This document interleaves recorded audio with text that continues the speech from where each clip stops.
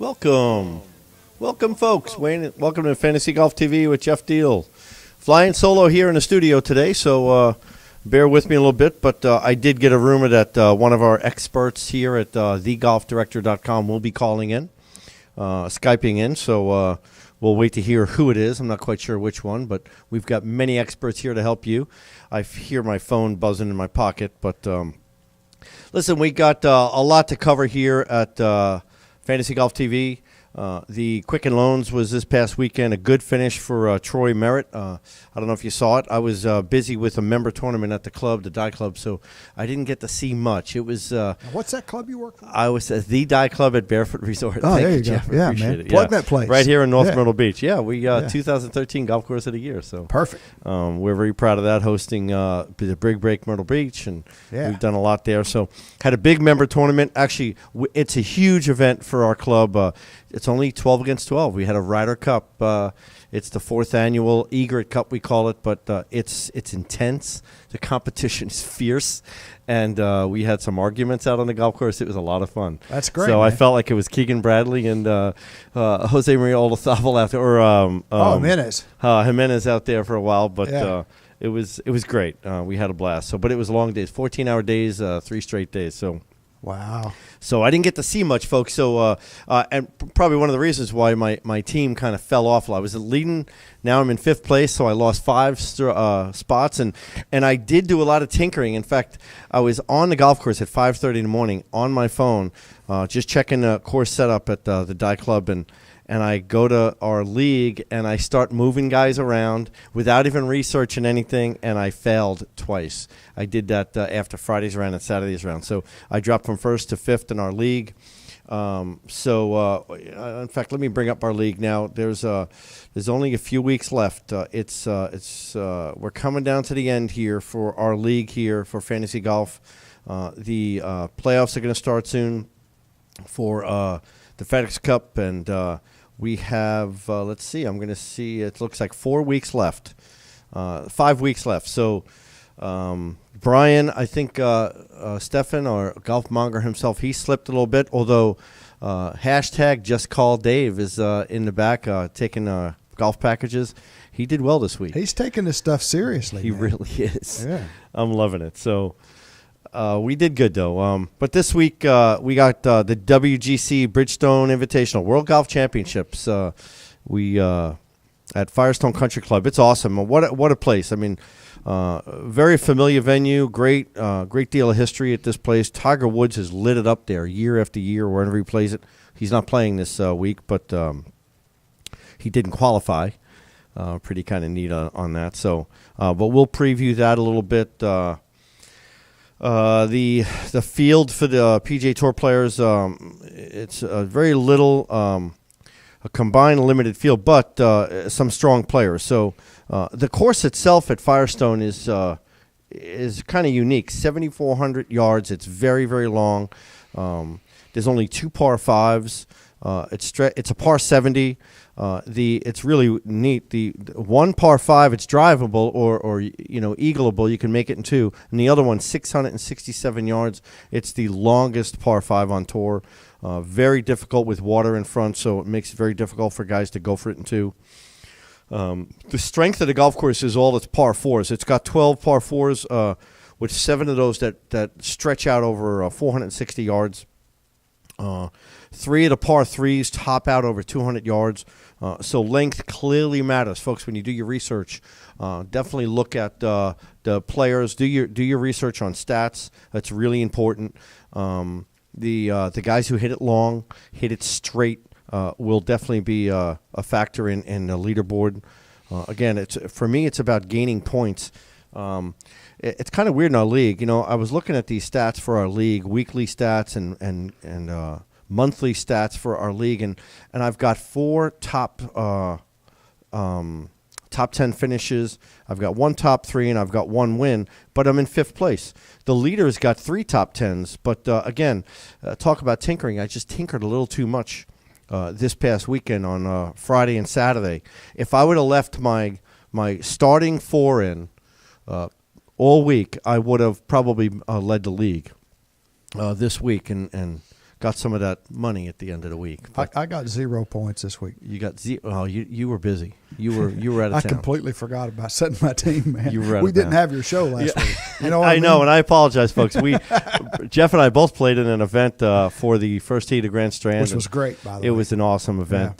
Jolly Dreimer was in town for that event, and Kelly Tillman from the Golf Channel. It was a great event for the Carol Condone Junior Golf Foundation, as well as the first heat of Grand Strand. A wonderful event.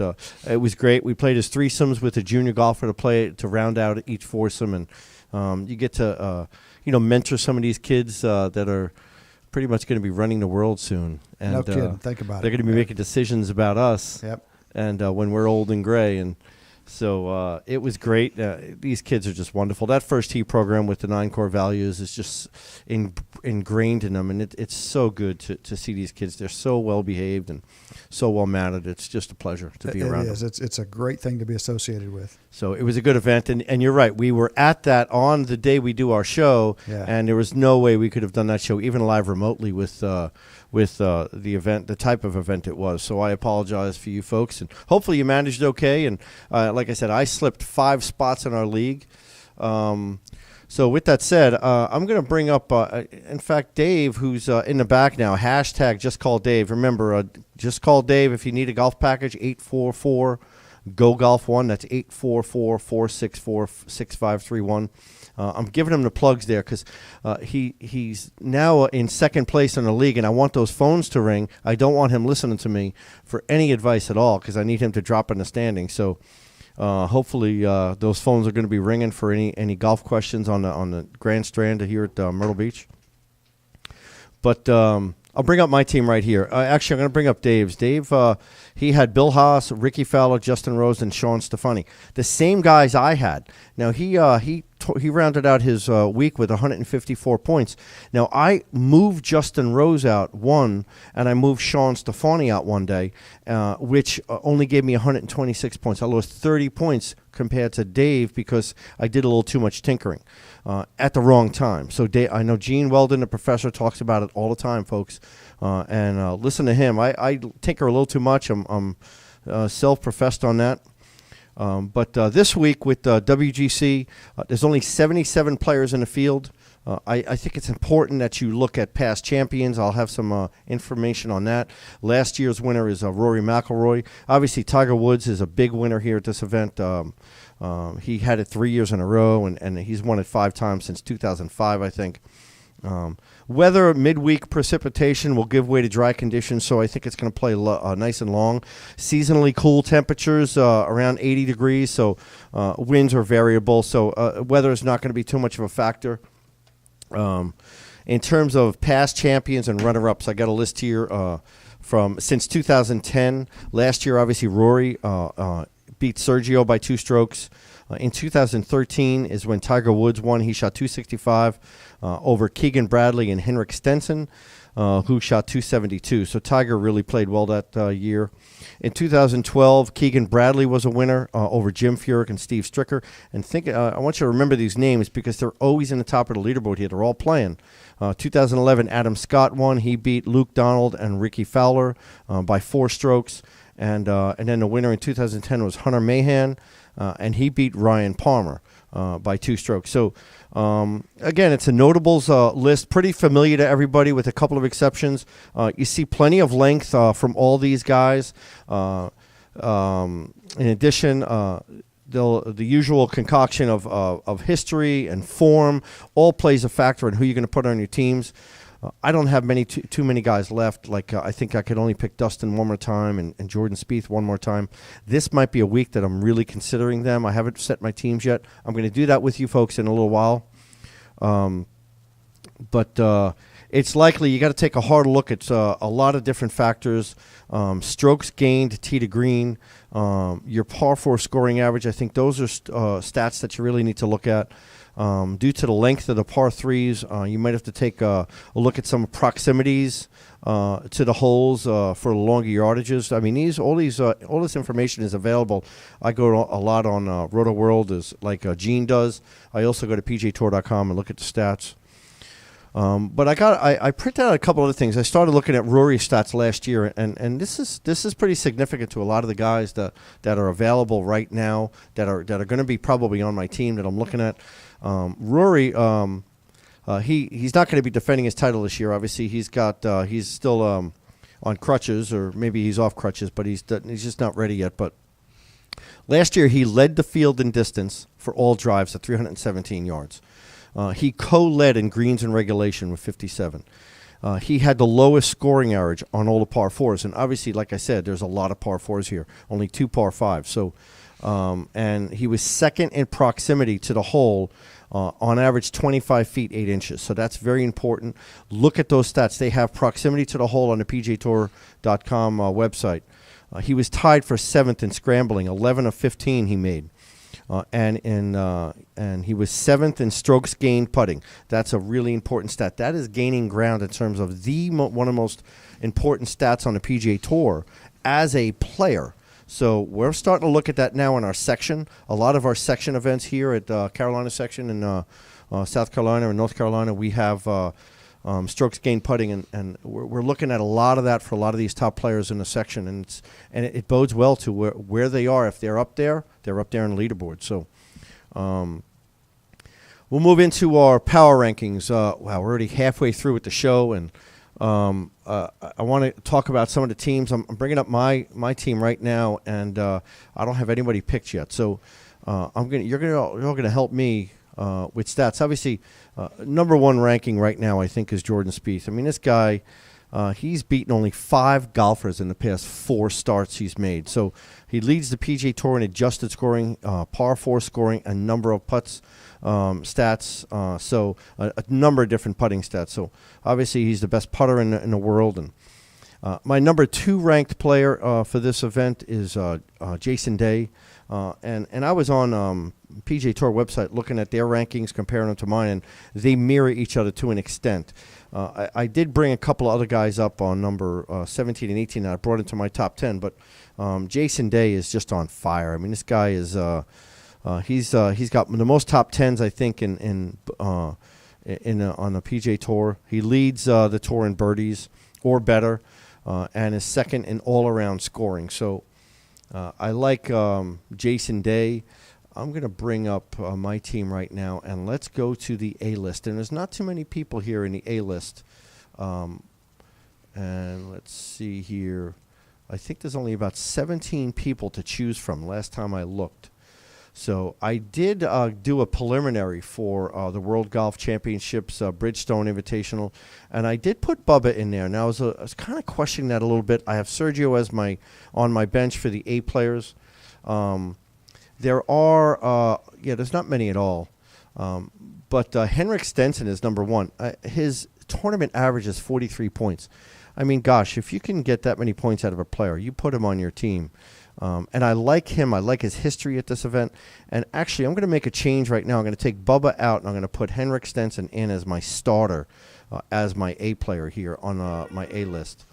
My B list is going to I'm going to have Jason Day for sure, no doubt about it.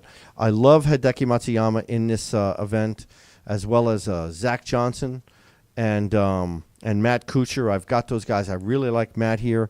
Although Justin Rose and Adam Scott both are playing well, I really like Hideki Matsuyama. I'm going to start this guy. I think he's due. So looks like I heard a phone ring. Nope, it's not. It is Brian. I think he's going to come on in pretty soon. And then on the C list, where we have a number of players, I like the top 2. I really do. Patrick Reed and Kevin Na. A little oddball. I like Charlie Hoffman as number 3, but I like Patrick Reed. We have somebody on the line. Yeah, we do. All right. So you have Mr. Jimmy Mr. Deal, Jimmy Biggs here. Yes, Jimmy Biggs. How are you, sir?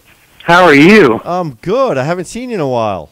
I know. I apologize for that. You know how it gets sometimes in the summertime with the last-minute play, and thankfully we're busy it is. Up here at Crow Creek. But I've been trying to catch you in the standings here, and well, you almost did.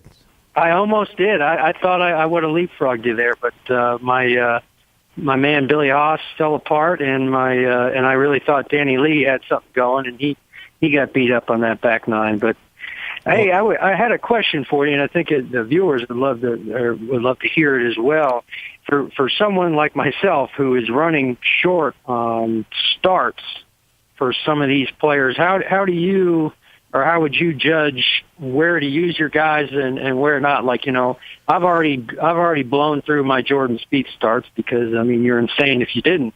Right. But, I've only got like a handful of starts left with Mr. Day, and I think I got 3 left with Rose. So I'm trying to save some of these guys for playoffs and Dustin with the at this point, PGA Championship. And Jimmy, and I'm right in the same boat as you. I can only use Jordan once. I can only use Dustin Johnson one more time. I do have a couple of spots for Jason Day left. I still can use him 5 times. I got lucky with that. Zach Johnson, I can still use 4 times. But here's the thing: we only have a few weeks left, right? It's week. We're going into. We got 1, 2, 3. We have 7 weeks left in this season, fantasy golf season. So. You need the points. If you need the points and you're in the middle of the pack, you better put your guns out because it might be too late if you're saving them for the last 3 weeks. It might just not have enough. So my philosophy is, and that's why I was going to save Jordan for the PGA Championship at Whistling Straits as well as Dustin, who he's played well in the past at that venue. But I might use those guys for this WGC, those 2 guys, because I just fell from first place to 5th place, and I want to get back up to first place. I'll work around the last few weeks if I don't have anybody left in those big guns. I'll try to gain points in other areas, but that's my own fault. But I still like that philosophy to just, it's almost like match play when you're playing a Ryder Cup and you're down. Let's say, in a Ryder Cup you're down, 8-6 or 10-6 or 10-8, let's say, going into the final Sunday singles matches, and you want to put your guns out first to make a statement. You don't want to save them for the back. You need to make that statement. So I'm a firm believer in that. I'm going to put my guns out right now. I like that strategy definitely, and I'm going to follow it too. I am saving. I have 1 start left with Dustin. I'm saving him for Whistling Straits. I feel like he has a reasonable chance at revenge. Obviously, what's happened in the U.S. Open this year, he's playing some good golf. If he can just put 4 rounds together, he's really got something going. So I'm saving him for that. I like Jason Day this week. You mentioned earlier, I think the course is going to play long. It typically always does, but, I think they've had quite a bit of rain up there in that area for the last couple of weeks. So I'm going to say it plays long. So I don't think you can go wrong playing some of the bombers this week. Yeah. So obviously Jason Day being one of the bigger ones out there, I think he's a no-brainer. You're only 20 points behind me, and what I like is you're good overall. I mean, me and you're 9 points ahead of me for the season total. So we've got to catch up to there's 2 people that are ahead of us that. I don't know if we hire Shane Stanson, we hit him in the knee with a lead pipe or something. Tanya Harding or something.